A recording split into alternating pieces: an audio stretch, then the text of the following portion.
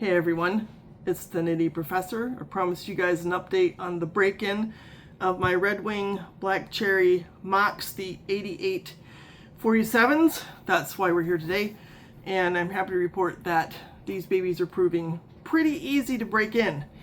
And as proof that I've been giving them a bit of a workout, just wanted to show off a little bit of the wear and tear.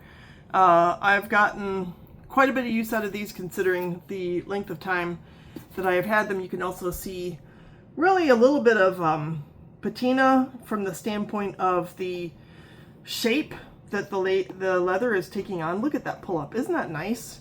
So I'm going to read you just a little bit about this leather from the SB Foot website. It's an Excalibur. I guess it's the Excalibur. I don't know. It does say available in other colors, but and I'll link this website for you, but it says it's polishable and it says it's semi-aniline. I frankly don't know what that means, but I invite you to share with me in the comments what that means. And the site says it's made with, quote, wet stuff retained. Now, I'm not sure, you know, if that means it's supposed to like keep the oils and waxes inside of it, but I will say the pull-up on this is pretty nice, you know, considering this is a fairly dark leather. I've seen boots with more interesting pull-up, but even you can see again, you know, the pull-up as exhibited from that beautiful wrinkle on the side. Give you a view of the tongue. I put the leather laces on here because that's what we do in this household. My son is a little bit less insistent on those, but even on the back here you can see some nice wrinkles developing on the heel stay. I even got these wet.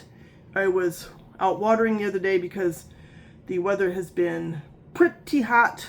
I'm sure we're not the only ones in the country with that phenomenon going on, but they shed the water like a charm. Website further says the leather is smooth, has a slight waxy feeling, which I can confirm. It does indeed feel a little waxy, kind of nice. I use a lot of soy melts in this house, so I'm feeling wax all the time.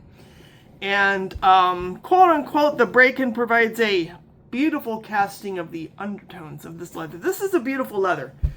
It's a beautiful leather. Now I have a black cherry leather bison on a pair of Trumans, as a lot of you guys know, but you know, even on the bottom, like, to be honest, are those scratches, or I'm not, you know, is it just the original character of the leather? I don't care, but it's cool. I think it's the original character of the leather there. It's like you can, you know, just get a glimpse of the cow's skin. It's natural, it's real leather, it's not, you know, perfected like what you'd find on the my mind's bleeping out again. I'll think of it, the Doc Martens, which I actually used to have a pair of their shoes, and I liked them before I knew there was something better. So these, one of you observed, yes, they are presumably defective, and I can't figure out how, honestly. Not to critique the person who inspected them. I'm sure you found something that's critical, right? And I just lucked out because these boots only cost $1.99. And they're tax-free in Minnesota because guess what? They're clothing. So I've been very happy with breaking these boots in. These are a 9. My Brannick size is 9.5. That's in men's because my feet are wide. I cannot wear women's shoes. I haven't bought a pair of women's shoes in literally 25 years at least. And those are gone because I can't wear them. So yeah, now some of you guys know I bought these in Sweden a year ago. These are the Dusty Blue Abilene. They have been harder to break in. Now, first of all, they're a half size less. They're a half size smaller, lower, less. I find my vocabulary somehow is changing and shifting since I retired. I don't know, maybe I write too much. In any case, I've struggled a little bit more with breaking these babies in. Now, they are half size smaller, and I was wondering if it was like maybe attributable to the leather. I don't know. This is a rough out leather, and I'm reading here on the Patina project, which is being referenced by Gemini, but I can't like actually get to it. But what I'm finding is that in addition to being an unsplit leather, it's really a rough out leather. It is buffed on the grain side to create a durable water repellent velvety texture, and I do like the texture of this. So these boots are just stiffer, and I want to blame it on the leather, partly, okay, partly on the leather. This leather is more buttery, softery. I like it better. You know, I like this because guess what? It's blue and it's fun, and I don't have that. But I've struggled to break in these boots. So I'm gonna talk to you guys about this collar. I have learned from your wonderful comments that this is goat skin. I'm told it's goat skin, and I know from surgerying on them that it's got like a kind of white stiffening thing in there, like what you would use for a collar on your shirt, like interfacing. Now, on these boots, I don't feel an urgent need to cut this baby off. On this pair of Alpines, I did cut that baby off. I don't have a problem with it.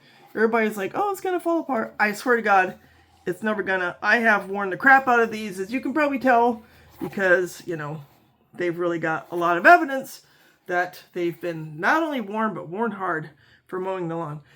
So I'm trying to be disciplined, and I'm going to leave this baby on the Black Cherry because I think I can get away with it. But I'm going to be honest, on the Dusty Albalines, which admittedly are a half size smaller, I wore them today and I did pretty good, but then they just squeezed my ankle and it hurt. And so I'm like, you're coming off. You're coming off.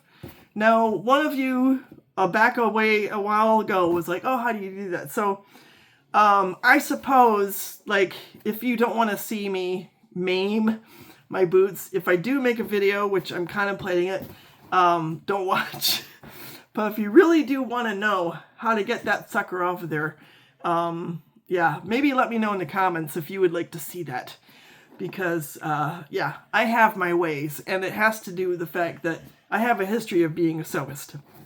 So in any case, these are harder to break in. I'm making progress. I have gotten some wear out of them. I swear to gosh, you can see, you know, something on there proving that, you know, they've been worn. I'm trying. I really am. I really don't want to mutilate them, but I think I'm going to. These babies are going to stay mutilation free. The only mutilation on these is this stupid dot that says someone deemed them defective. Not me. Not me. So yeah, you know, it's all the more reason to go to the bargain basement at Red Wing, because everybody makes a mistake, right? So perhaps the inspector who looked at these boots was, I don't know, having a rough day. I don't know. I don't want to call anybody out. I don't know. To me, these babies are perfect. I love them. I love the leather. I love the color. I love how comfortable they are. And I see that there are still some available. I hope that these come back. This leather really is wonderful and beautiful. And again, it's got a nice pull up. I think this is going to have a fabulous patina. Will I be mowing the lawn in these? No, I will not, because I have the Alpines for that. See, they're already green. They don't need help turning greener. These babies, they'll probably get mud on them. They'll get rain on them. Sand, dust, you name it, but probably not going to get the grass stains all over them. I really do love them. Very happy with them. If you have a pair of these boots, I'd love to know how it's gone for you to break them in, and whether we should have a collective movement that encourages Red Wing to put them out again, because they really are nice. You guys have a great, what's left, the remnants of your weekend, and we'll be back with more content soon. Take care. Ciao.